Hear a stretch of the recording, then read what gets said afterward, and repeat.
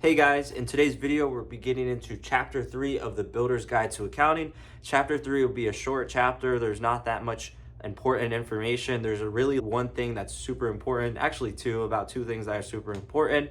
And once again, if you guys haven't joined the course yet, there's a link down below. Make sure you guys sign up. It's the best course in the game. There's a bunch of practice quizzes in there that you guys can take to make sure you guys are prepared for the test. And I have a whole entire study guide for you guys in the course. So I tell you, hey, this is how you're going to study for the test. If you do all, it can take you from 1 to 3 months. And then once you guys are finished, you guys have done the study guide, you guys have gone through it and you understand everything, then it's time for you guys to take the test.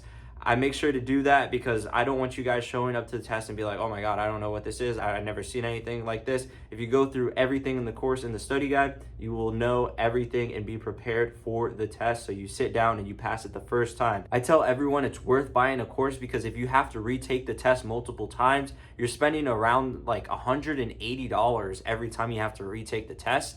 So if you're retaking it 3 times because you don't really know how to study or how to prepare for the test, you're going to end up spending over $400 or more retaking the test than just buy a course one time, sit down through the course, go through it, and then you sit down one time and you pass the exam. So that's why I always highly recommend just to take a course, be as prepared as possible as you can for the quiz, and move on to the next test that you guys need to take.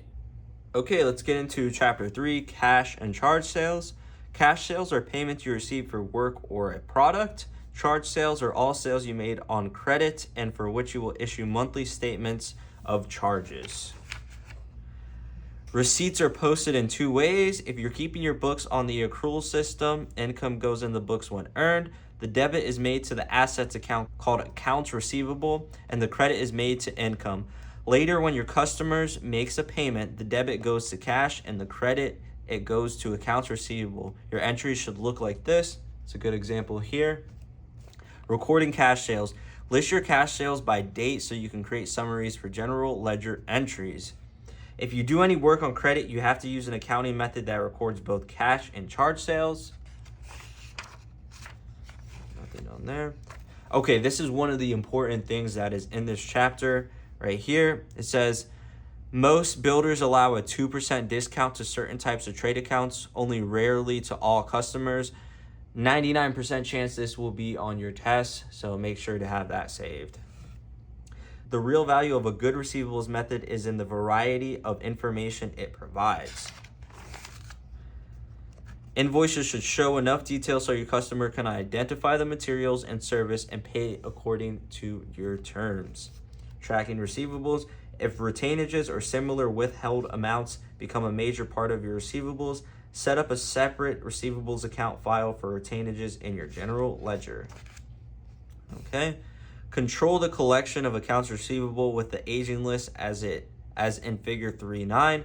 Builders who are in close contact with their customers may know quite well who owes them money, but an aging list can still provide needed information in written records of slow paying accounts. An aging list indicates what percentage of total receivables, excluding retainers, is current and what percentage is past due.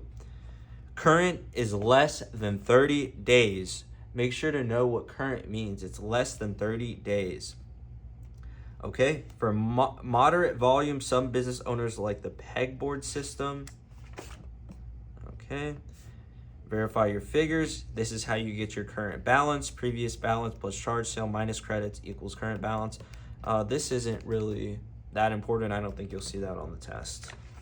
And that's it for chapter 3. If you have any questions, please let me know down below. You can message me on WhatsApp or email me. And if you already signed up for another course and you're not liking the course, please message me. I'll work out a deal with you so you can get into a course that is actually going to help you pass the test. So yeah, thanks so much for watching and see you guys in the next video. Peace.